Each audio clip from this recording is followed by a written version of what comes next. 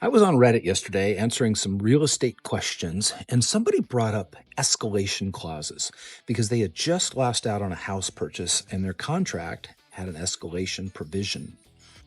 So, for anybody who doesn't know, an escalation clause basically says I'll offer X dollars for the property, but if another buyer comes in higher, I'm willing to increase my offer up to, let's say, X dollars plus some fixed amount. In the case above, the offer was $500,000 with an escalation clause up to $525,000. So, using the escalation provision, you're essentially telling the seller, here's my number today, but I might be willing to go higher only if I have to. So, in some parts of the country, escalation clauses are pretty common, but here in California, especially here in San Francisco, they are not common at all. But I will admit, I've written offers in the past with escalation clauses, and I've been on the seller side where I've received escalation clauses in a contract, so they do exist. It's just, it's not typical in this area. And using terms that are not typical can be challenging, to say the least. I say this because it's important for buyers to understand how sellers process a real estate offer with an escalation clause attached.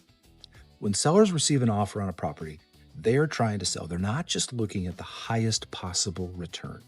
They're trying to figure out which buyer actually feels committed to the transaction and has the highest likelihood of successfully closing escrow.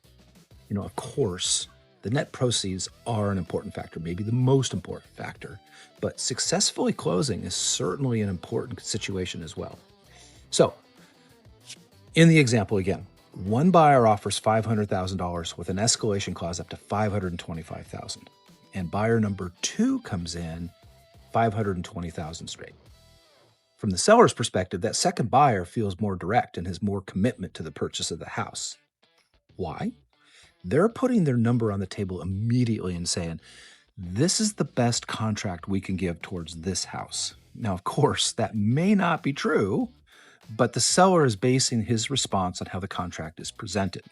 In this case, an escalation clause can sometimes feel a little tentative, kind of like, well, maybe I'll go higher, again, only if I have to.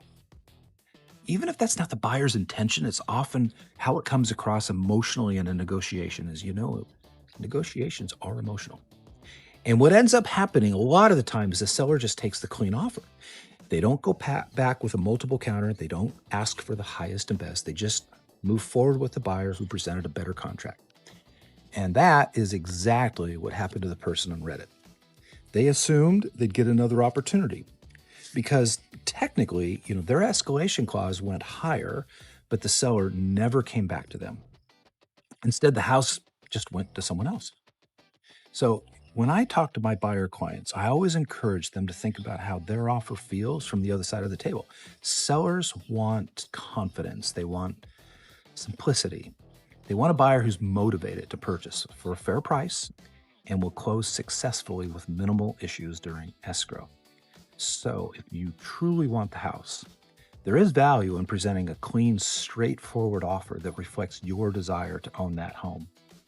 Because sellers and their seller agents, they pay very close attention to motivation, especially in a competitive market. And sometimes the buyer who looks the easiest to work with wins, even when they're not technically offering the absolute highest number possible. Food for thought.